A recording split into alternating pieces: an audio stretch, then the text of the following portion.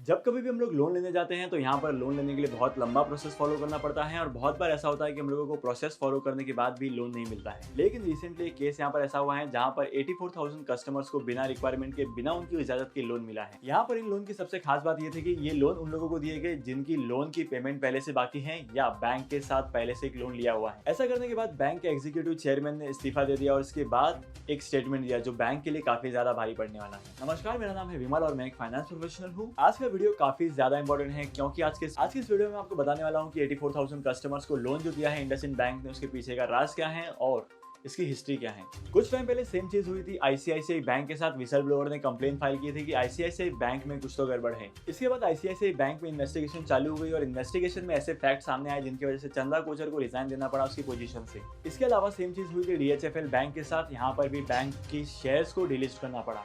इससे पहले कि मैं आपके इंडसइंड बैंक की केस स्टडी के बारे में बताऊं, उससे पहले ये समझना बहुत जरूरी है कि आखिर विसल ब्लोइंग होती क्या है। विसल ब्लोइंग का सीधा सा मतलब होता है कि किसी भी कंपनी का, किसी भी इंस्टीट्यूशन का, किसी भी चीज का भांडा फोड़ना। अगर कोई फ्रॉड की बात होती है तो फ्रॉड की बात को बाहर लाना एक विसल ब्लोइंग का काम। अब आते हैं इंडसइंड बैंक के केस पर। इंडसइंड बैंक की subsidy Bharat financial inclusion limited ने अपने 84,000 कस्टमर्स को लोन ग्रांट किया था। विसल ब्लोअर्स ने इसके बारे में कंप्लेन ये की है कि अमाउंट जो है ये हजारों करोड़ों में हो सकता है। इस न्यूज के मार्केट में आने के बाद कंपनी ने अनाउंस किया कि ये जो लोन है ये ग्रांट हुए थे एक टेक्निकल ग्लिच की वजह से। मई 2021 में टेक्निकल ग्लिच हुआ था जहां पर लोन सैंक्शन हो गए थे गलती से, और इस तरीके ने बैंक्स ने अपने सारे जो लोन्स हैं, जो गलती हुई, जो डिफॉल्ट हुआ, इसको एवरग्रीनिंग कर दिया। अब यहाँ पर एवरग्रीनिंग का मतलब क्या होता है? एवरग्रीनिंग का मतलब होता है कि जब कभी भी बैंक के एनपीएस बढ़ते हैं तो बैंक अपने एनपीएस को छुपाने के लिए कुछ एक्टिविटीज करती है। बैंक अपने एनपीएस को छुपाने के लिए बहुत सारे कस्टमर्स को छोटे मोटे लोन दे देता है, जिसकी वजह से इसके एनपीएस जो होते हैं वो काफी हद तक हाइड हो जाते हैं। तो सेम चीज, सेम तरीका अपनाया इंडसइंड बैंक की सब्सिडी ने भी, और यहाँ पर कस्टमर्स को लोन दे दिए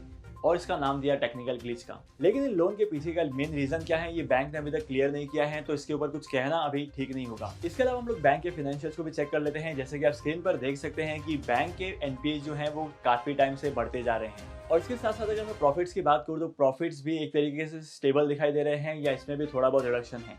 इंडसइंड बैंक के एनपीएस के बढ़ने का सबसे मेन रीजन है बैंक ने बहुत सारे कंपनीज को लोन दिए हैं जो कि अभी भी डिफॉल्ट कर रही हैं, जिनमें जी, डिस्टिली और रिलायंस जैसे बहुत सारे कस्टमर्स हैं। तो यहाँ पर चांसेस हैं कि बैंक के एनपीएस जो है वो इंक्रीज हो सकते हैं इन फ्यूचर में। अब यहाँ पर आखिरी सवाल ये है कि क्या इंडसइंड बैंक अगला यस बैंक बनेगा? अगर रिसेंट फाइनेंशियल डेटा और फैक्ट्स की बात की जाए तो यस बैंक जो है वो इंडसइंड बैंक से काफी अलग है। यस बैंक में क्या हुआ था कि जितना इसका लोन था उतने डिफॉल्ट थे, लेकिन इंडसइंड बैंक में ऐसा नहीं है। जितने लोन्स हैं उससे कम ही इसके डिफॉल्ट्स हैं। यहाँ पर इसके इनएक्टिव कस्टमर सिर्फ 20,000 के आसपास हैं। तो यहाँ पर इंडसइंड बैंक के काफी कम चांसेस हैं कि ये यस बैंक जैसा बन सके। लेकिन मेरी पर्सनल एडवाइस आपके लिए यही है कि जब कभी भी आप किसी भी बैंक के शेयर्स में इन्वेस्टमेंट्स करेंगे तो सबसे पहली चीज आपको देखनी है एनपीएस। बैंक ने कितने लोग को लोन दिया है और जिन लोगों को लोन दिया है वो कंपनी जो है रीपेमेंट कर सकती है या नहीं।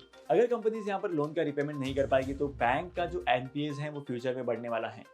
अगर बैंक का एनपीएस बढ़ गया तो यहाँ पर आपके स्टेक पर काफी ज्यादा फर्क पड़ेगा, आपकी प्रॉफिट पर काफी ज्यादा इंपैक्ट पड़ेगा। शेयर मार्केट में किसी भी कंपनी के स्टॉक में इन्वेस्टमेंट्स करने के लिए यहाँ पर आपके पास एक डीमैट अकाउंट होना बहुत ज्यादा जरूरी है, और अगर आपके पास डीमैट अकाउंट नहीं है तो डीमैट अकाउंट ओपन करने के लिए लिंक मैंने डिस्क्रिप्शन में दे दिया है, आप वहां पर जाकर डीमैट अकाउंट ओपन कर सकते हैं फ्री ऑफ कॉस्ट। अगर आप नया नया इन्वेस्टमेंट्स करना स्टार्ट कर रहे हैं तो यहाँ पर आपको एक रेफरेंस भी मिल जाता है और इसके साथ साथ आपकी इन्वेस्टमेंट भी हो जाती है। तो इन्वेस्टमेंट्स करने से पहले हम लोगों को रेफर करना मत भूलना, और इसके साथ साथ अगर आपको आज का वीडियो अच्छा लगा है तो इस वीडियो को कर देना लाइक, शेयर, और इसके साथ साथ अगर आपको फ्यूचर में ऐसी केस स्टडीज चाहिए तो कमेंट सेक्शन में जरूर बताना। मैं आपके लिए फ्यूचर में बहुत सारी केस स्टडीज लेके आऊंगा। मैं आपको मिलूंगा अगली वीडियो में नए टॉपिक के साथ, एक इंटरेस्टिंग टॉपिक के साथ।